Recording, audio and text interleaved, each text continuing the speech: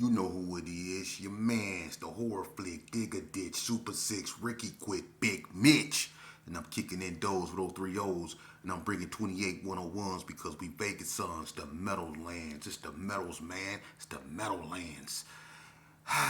You know where we going with this, right? As usual, yeah. Big Bolo Yang. I'm on them things. And you still can't hang. Chitty chitty bang bang. Welcome to Vegas Chronicles. With your man horror flick, Big Mitch. And today, I believe when I left off last time, I was doing James ratings on Vegas gangs, and rating them, as far as the work they put in. Again, this is not to glorify this, man. People wanted me to do this, and I don't know if it what they getting out of it, but I'm gonna just continue to get to where I need to be. Uh, One hood that I didn't mention in the first half was Valley View. Valley View, is one of them gangs, Crip gangs, starting from War Babies. And, they've been through a few transitions. They could tell their story better than me. But as far as putting in work, I mean, you got some legendary figures over there. Of course, my cousins Ricky and Mackie Allen, for sure. Mackie being one of the faces of Valley View, along with OGs such as Bo Jurgens, Buck, it was a bunch of War Babies and stuff like that. Then you have people like Buzz, Big Looney, you know what I mean, Reese, and a few more cats up over there, from Valley View, so. The View, when it came to putting in work, they the ones that shot up Bread, when he first got shot, and so the View got active, especially after Ricky got killed, so on a danger rating, with the Valley Views, I get them a danger rating of a 9.4. I'm just keeping it real because they never was a gang that was big. They never was a gang that was just really into it with they got into it with the Donners behind Ricky, but as far as just all out wars, the Views and the Heights is more known for being in conflict more with each other than anything from my era, but I get a View, at their height, at their pike, I get a View at 9.4. You know what I'm saying? That's fair. You know what I mean? Another game I felt to mention is Burgundy Square Paru. Now, Burgundy Square Paru is unique, and it's one of the oldest neighborhoods, housing areas in Las Vegas. That's one of the heartbeat main veins of the black community on the west side. All in that area up over there, and the Burgundy Square Parus, they got a history too, man. And to me, the Burgundy Squares and the Madison Terrace Pyrus, they all one. The only difference is that you would notice that a lot of, younger generations and a lot of Burgundy Squares go by more Rue names than P's. The P's, like Sweet Pea, Slim Pea, and all that come out of Madison Terrace, but a lot of Burgundy Square Pyrus go by, Rue, Skipper Rue, you know what I'm saying, stuff like that. But they got legendary figures too. You know what I mean? Bad Luck was a rider, rest in peace, you know what I mean? Smooth P, he was a rider up over there, you know what I mean? Ron P, that's my cat right there, Devilish P, I guess you could say he a factor, but I'm gonna keep it real with you. Devilish P be lying like a muck. Listen, Devilish P, look, Devilish P be lying. He be lying and talk more crap, more bull crap than anybody. He be lying. The boy had the audacity to say he beat me in Indian Springs in Mr. Kelso class, in the weight training class.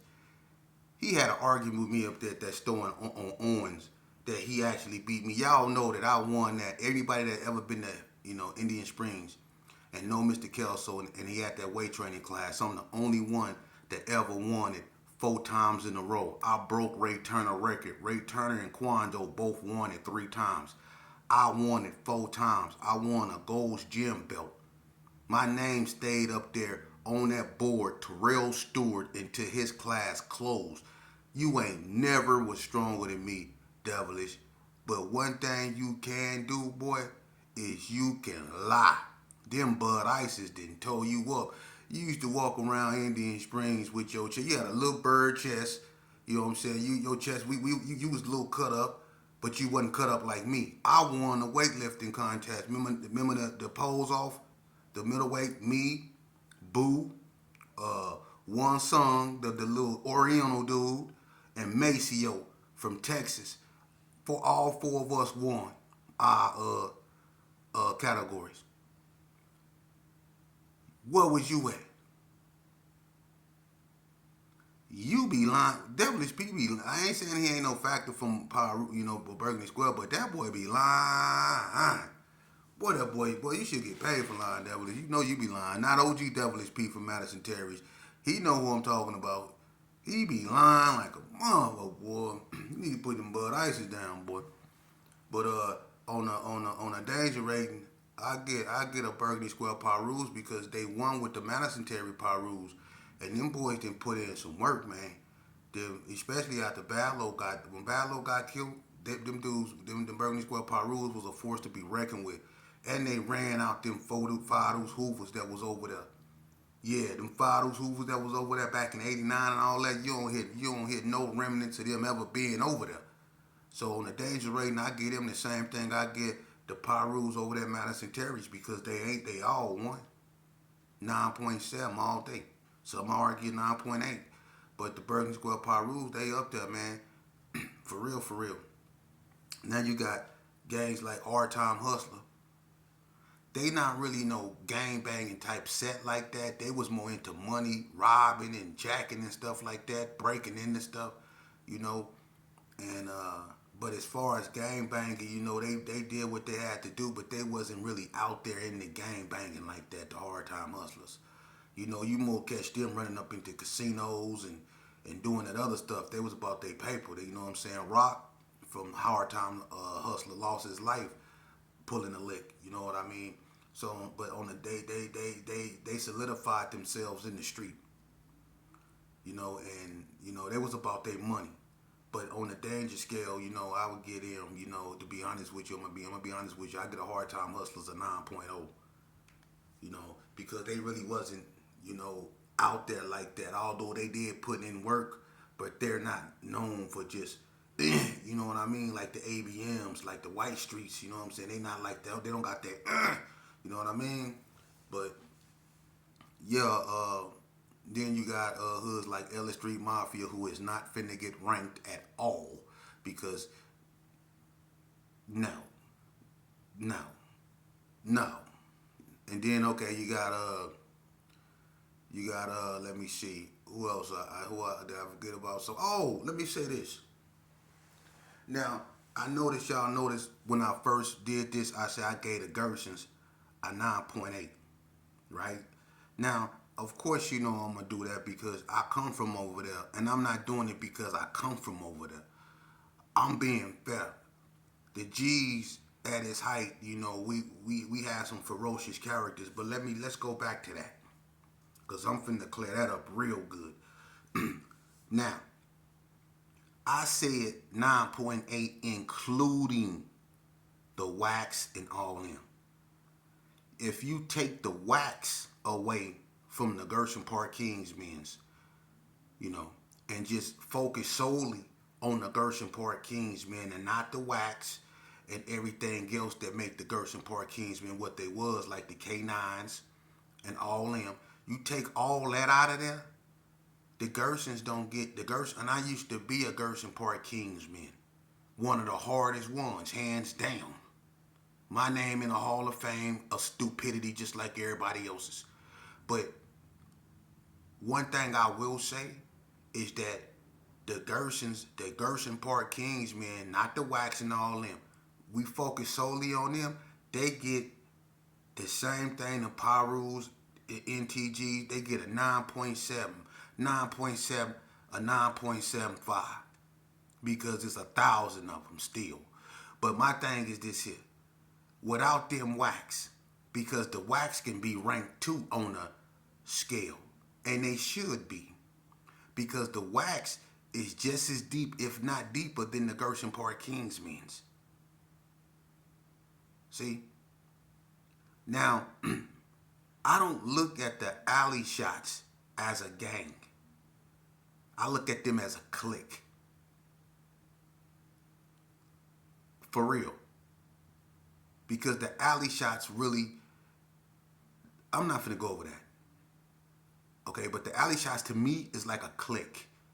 The wax is an actual gang that came out the Gershon. The alley shots didn't come out the Gershons. They came out the little carry arms. That's where it formed, and then it went to the big carry arms. Notice how I say little carry arms, big carry arms. It didn't come out the Gershon. The people that made it came out the Gershon. But the wax came out the Gershon. They became, it's just like when the Donna Streets, the GQs became Donna Streets. That's what the wax did. They got their own history. So I get a wax because, listen, I was there when they formed, when they had that meeting. And me and the founder, me and him had the same type of pistol. I had a black 32, and he had a chrome 32. I end up getting caught with my pistol and going to Memphis, Tennessee Shelby Training Center. He ended up murking a skinhead with his, and it was a big old case about it. So I was there when they formed. They had their own history, and they had some cold hitters, and they get a 9.7, 9.5. I mean, 9.7, 9.5. For real. Because I'm going to tell you something. Even though the Gershon Park Kingsmen had legendary figures like Donna Ray Page, Booty Ate, Master G, Dirty Rob, DMC, Cornbread, Big Dave Hall, you know what I'm saying? Tyrone Howe, I can go on, I can go on and on and on and on with them. They had figures. But I'm going to tell you something. I used to be with one of the main figures since I was 12 years old, Bread. One thing Bread did is he used to sit back and listen to Curtis Mayfield. Either Freddie's Dead or A Little Child Running Wild. And he used to get so depressed, especially during like 89, 90 and stuff like that when it was real turned up. Because he felt it wasn't enough people participating. He was always on the run for doing something, shooting somebody, jacking somebody. But wasn't nobody else on the run for doing nothing. Dudes was just rolling around in their cars and with their curls, posing by their cars, you know what I'm saying? They was more into that than they was really gang banging. And Bread used to complain about that. He called them rainbow bright ass dudes. And this is how he said it. You know what I'm saying, sheepdog? We supposed to be Herbert Gershon, and we supposed to bang this Gershon thing until they paint the sidewalks green. But every time I look up, you got all these rainbow bright ass motherfuckers up over. That's how he used to say it. He got depressed because his parole officers, he was still putting in work when he was on parole. He had kids that he could barely see because he was on a run. But everybody else, they was comfortable.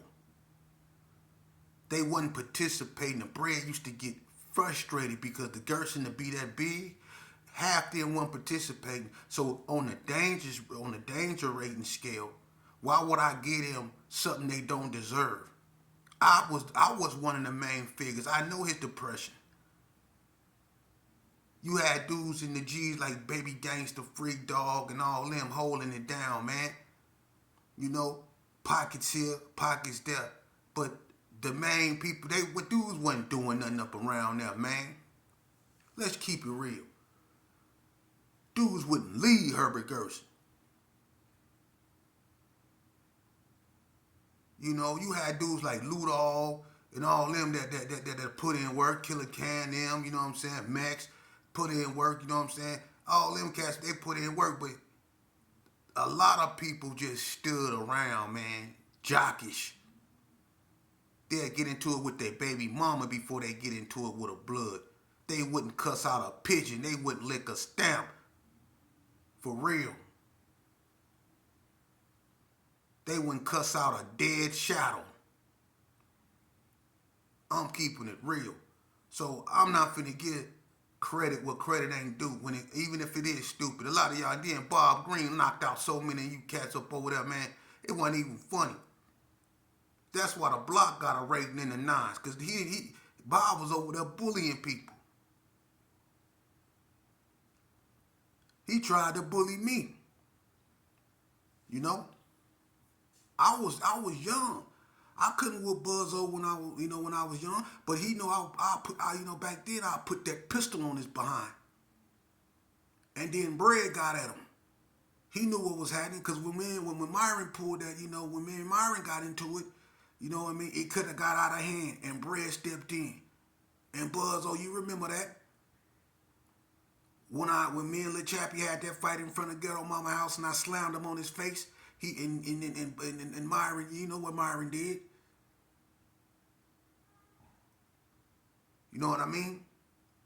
And I had to do what I had to do. But a lot of G's was letting that dude Bob Green bully them. When we got into it with the block over Trip Mac. That incident, LA was one of the main ones going ham over there. Behind that Nucci was. Them dudes, it was dudes act like they was scared of Buzzo. It took people like Terrell Pearl, Freaky Pete, even Willie Bell. Because he didn't want to see Willie Bell. They tried to jump on Willie Bell up over there. But it was dudes that was from the G's that weren't participating, but I'm going to leave that alone, man. But the G's, yeah, if it don't be for the wax, man, man, come on, man. The wax add that to y'all. The wax held y'all down when y'all couldn't hold y'allself down. So the wax is the reason why y'all danger rating is the way it is, because the wax. I ain't saying the other cliques didn't do nothing, but the wax ain't no clique. The Lokes, the Dogs, the Max, all that, the Max, them cliques. The Love Posse, that's a clique. Kim Folk, that's a clique. The Wax is not a clique. They not a clique. They not like Squad and Wood, none of that. Nah, they come out the bricks. So the Wax on a danger rating, because the Wax really is like the last of the official real gangs in Vegas. To keep it real with you, the Wax. Because after the Wax, I mean, who came? You had Squad and Wood. Because after the Wax, really, Wicked Style players. And that was like one of the first hybrid gang. Because the JCs, which is the first hybrid clique, wasn't a gang. The Wicked Style Players is the first hybrid gang. For real. And I don't do hybrids. I don't know too much about them. You got to get them to narrate them and danger rate them, because I don't know too much about that. You know what I mean? But who else? The Mexicans. Man, I'm gonna be honest with you. The Mexicans don't, when we was gang banging back in the days in the 80s, 88, 88, 87, 88, 89, 90, the essays weren't turned up like that. They wasn't. Even Eazy-E, who was one of the first down the streets, he became a little loco. And I used to mess with Wolf, Laquito, and all them down there. Tiny, Jeff, all them from Little Locos. Cyclone, all of them. Curlocks, all of them. And the Sanchucos, Daddy Boy, Cricket, you know what I'm saying? All them, Angel, Trickster, all them dudes, they wasn't, they was active, but they wasn't active like that. Like full-fledged war. I think one of the worst wars that ever got out of hand between the Mexicans was the Little Locos and the Sanchucos, and it was some killings in that. I mean, I was in jail with I think Trickster and Angel, and they was in there for killing Noodles. Angel went, and Noodles was from Little Locos. Angel got convicted of that and went to prison. You know what I mean? So, that's what that newer generation. They started doing some serious killing. The Los Hermanos was the only Mexican gang in Henderson. They didn't have no enemy, so how could you get them a danger rating when they wasn't fighting nobody? All they fights in Elko. That's when they ran across Sanchucos, 28th Streets, and stuff like that. Now the Little Locos, I give them a danger rating because the Little Loco was one of the first ones to really put in work like that when it come to that, and that's when they knocked down the boy from 28th Street, Spider. You know what I mean? Now I get a Little Locos a danger rating of a 9.2.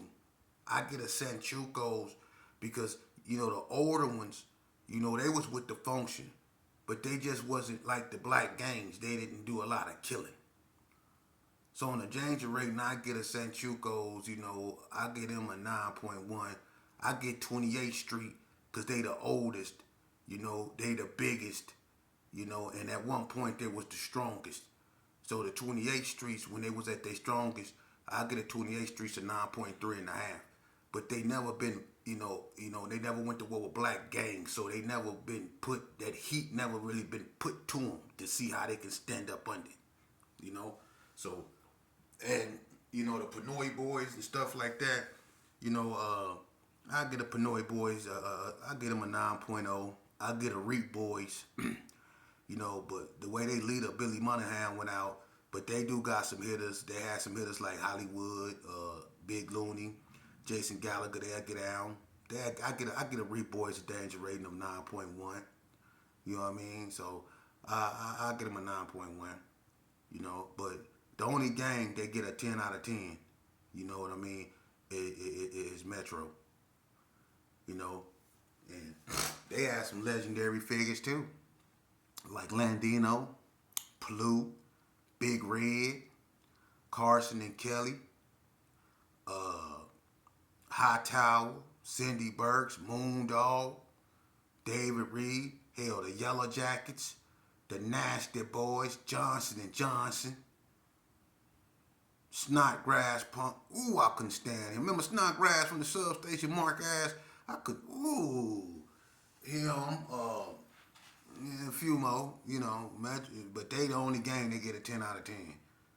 And that is that, So, but as far as, this new thing, because I see, I heard some on video, and that's how they destroyed Vegas history.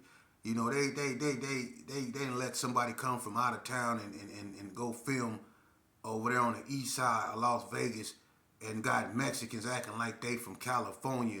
Dude, don't get on TV talking about, yeah, I'm such and such, and I'm, I was born in California, but you ain't representing Vegas. Get up out of here, man, with that, man. Trying to turn Vegas into California, man. That's what I be trying to talk. That's what I be talking about, man. The Serenos out here in Vegas, man, the Vegas Serenos ain't like the California Serenos. They don't have that animosity. And the ones that have it now, they followers. Because they big homeboys never had it. They never had no issues with blacks. They rolled with blacks. Yeah, they grew up with blacks. We was all in Elko together. It was never no function. The Mexicans, the majority of them, they rolled with the Crips. 28th Street one time was Bloods, a long time ago, and they rolled with the Coast. When they was VTE, Dos Ocho, Puto, they rolled with the Coast. And they used to get into it with the KBs, the Kickboxer, or Korean Bloods. See? Flip side, Pinoy, Otto Kaufman, Gang, Scrappy, all them, they Bloods. So we don't have that type of racism and stuff that y'all have in California. Even in our prison system, the way it is now, because so many of the 18 and Forencians that came out here, you know, they didn't basically they didn't take over the Vegas Mexicans. But you know, as far as pushing the line against black gangs and you know black people in general, we don't got that out here, and we don't want that out here. And I don't think nobody gonna tolerate that coming out here. You know, so I'm not disrespecting nobody, but it never been that way, and I don't think it's never gonna be that way because one thing that the Mexicans from California have realized from time to time, even though blacks don't congregate, especially in prison, amongst themselves, and it's you know as close as they probably are, when it's time, and when we went to war, and every time we went to war, they seen how fast and how efficient and proficient blacks will come together and put it down. That's why they never was able to take over not one single prison system in the state of Nevada. The Mexicans don't run not one prison system. Ain't never ran not one prison system in the state of Nevada. That's facts.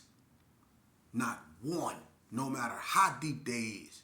They never ran it. They don't control no drug flow or none of that, man. I'm going to tell you who run it. Las Vegas. That's who run it. But who really run it? Them wardens. But Las Vegas run it. And I don't mean Las Vegas Mexicans. Because I'm going to be honest with you. The blacks is the strongest in prison.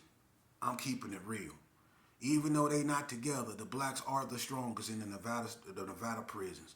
The blacks hands down has all. I did 20 years in there. The blacks has always been the strongest. And because we don't let, and out here, we don't let them separate, you know, blacks like Crip yards, blood yards, and all. They don't do that. Everybody mingle